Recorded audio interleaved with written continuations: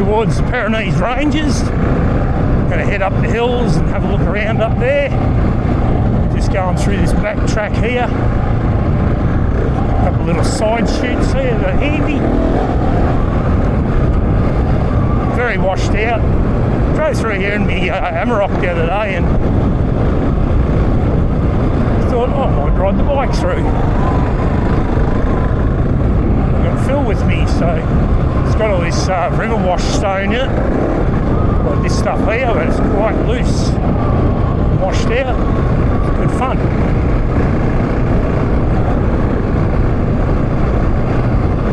An easy adventure ride. Can't do anything difficult because there's a shortcut. Phil's not up to it, and like he'll struggle doing that even.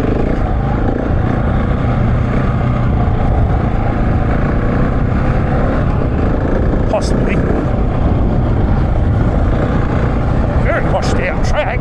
Like this is a named road, believe it or not. No maintenance getting done on roads in Victoria now. There's no money to do it.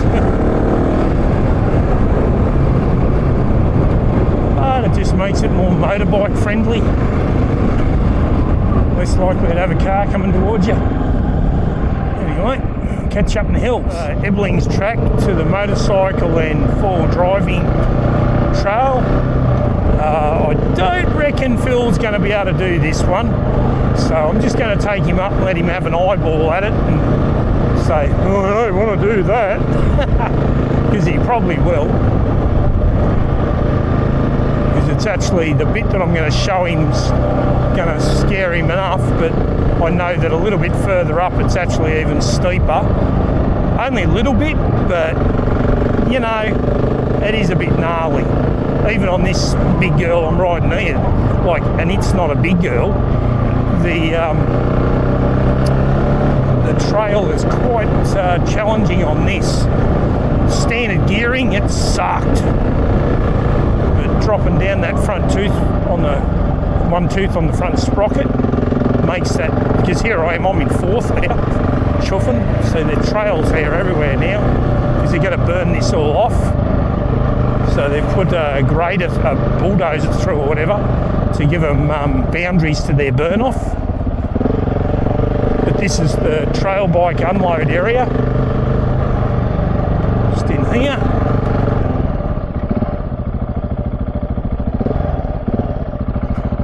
And this is Fraser's track. I'll just tell Phil we're not going to ride up it because I don't think he'll make it. We'll just go up here and I'll let you have a look at this track. I don't think you'll want to do it.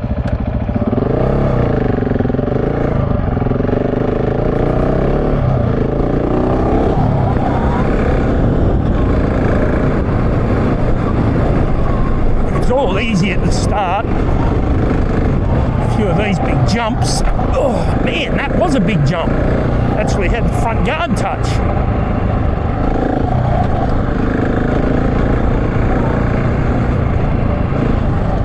Launch off them. Been a four-wheel drive or two coming up, I'd say. When it's dry like this, it's the best time to do this. If it's wet, it gets really bad clay. So I'll just stop here and let Phil have a look. But it's actually quite a steep hill. It's doable. I'd take the Tenere up there. But that's me, not Phil. He's already nodding no. No? Turn around then in there, whatever.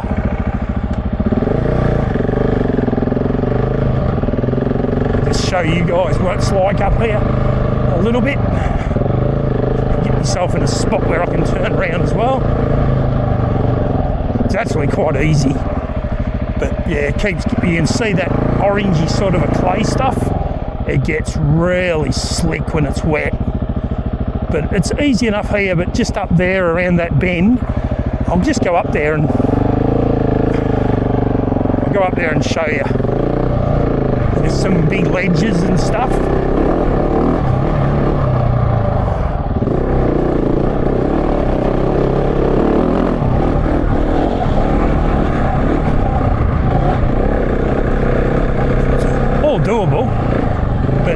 can see the ruts you can ride through and around. But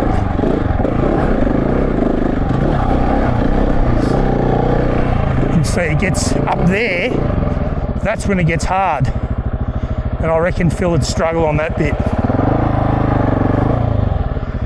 So, and even coming down he's going to struggle. As you can see, we've gained a fair bit of altitude really quickly. But this is the Pyrenees, and that's the wineries down there. But see how quick we got altitude. But I have four-wheel drive this a few times. In the dry, it's easy peasy. It's actually easier in a four-wheel drive than it is on a bike, believe it or not. But it's one of these ones where you just let that front brake off a little bit, sort of just drag the brake, don't do anything else. And then you can just hang back, get your butt back over the back of the seat, let that front wheel roll over everything and point where you want to go. And you can sort of even accelerate down them, see? Do a bit of a jump.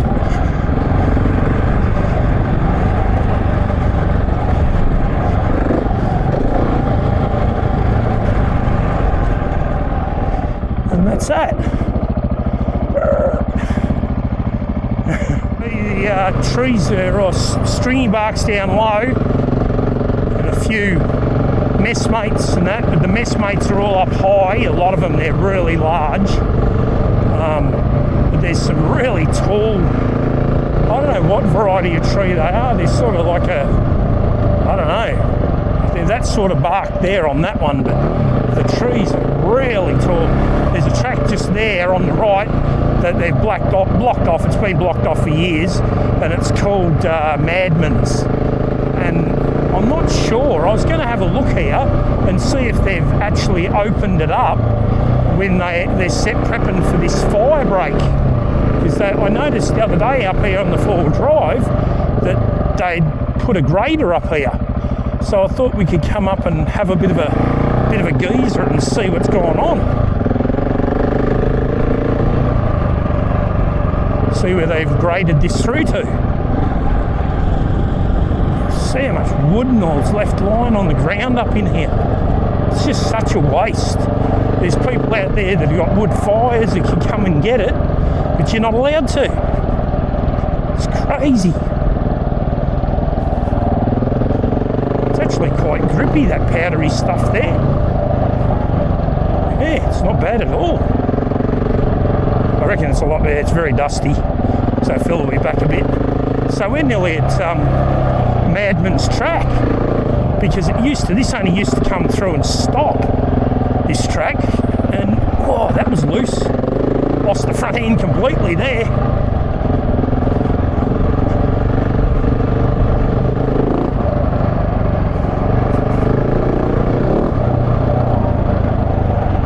Oh yeah, this track never went through this far.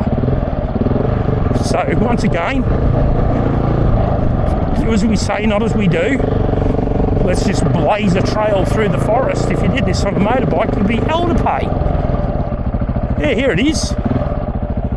This is Madman's track. Wow.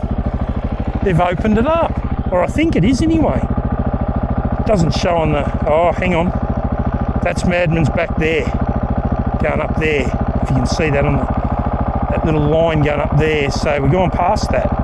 That's interesting. Huh.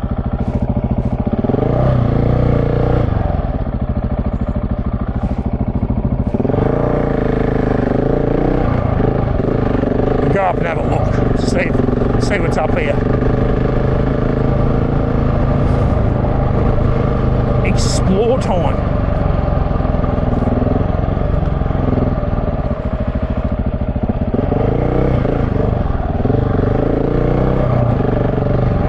Track's not even on my map, but it's doubling back. Oh, this is, I reckon this. I haven't rode up here forever, and this used to be in the wet one of the most challenging tracks in the Pyrenees Ranges. Up the top of it, not down here. because I believe this is it, because it's on the ridge. I think Phil can do what we're doing here. I think he'll be right. Sorry, Phil. Yeah, because there's... could be completely wrong. Oh, yeah. Now, I see what's going on. So, up here is Madman's, up this ridge. And it goes up and up and up. And it is so gnarly. But they pushed all these trees up with loaders to block it all off. But it's just over in there. I'm positive of it. Literally just over there. And it goes up that hill. What do you reckon of that, Phil? Hey? What do you reckon of that? Yeah, it's all right. I thought I was actually on Madman's track, but it's actually over there. They blocked it off years ago. And it was one of the hardest hills up here. It's called Madman's. Why? Because it's Mad. It's like straight up the mountain. It doesn't do this at all. It just goes straight up. Have you gone up it? Yeah, enduro bike. I'd take this up in the dry.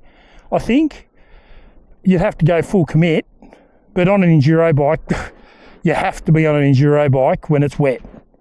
It is gnarly because it's this red, orangey clay and washed out. And you get on the edge. If you go up on the edge, the bike will just slide in. So you got to try and sort of. What you do is run up onto the edge, cross over the ruts, run up onto the edge, cross over the ruts, and do a big zigzag all the way to the top, and just keep it on second, probably second gear. Only running a 1352 or something gearing, but yeah, difficult track, very difficult track. But that one over there, Fraser's, if it's wet on a bike, it's actually challenging. Yeah. Enduro bike, it's easy in the wet even. But on these, it'd be, unless I had a proper knobby, like this one's not really a proper knobby. It's not really designed, it's too hard. But if I had like a MX-32 or something on the back of it, yeah, you'd just go up there. But I'd take the Tenere up there today. No worries, I'd ride that up there. But it's damage your bike if you fall off. Hill, that one, there's a lot of rocks up further. And there's a few like probably about that high pop-ups where you got to up the rock sort of thing. But it's doable, believe it or not. Even on a big bike, it's doable.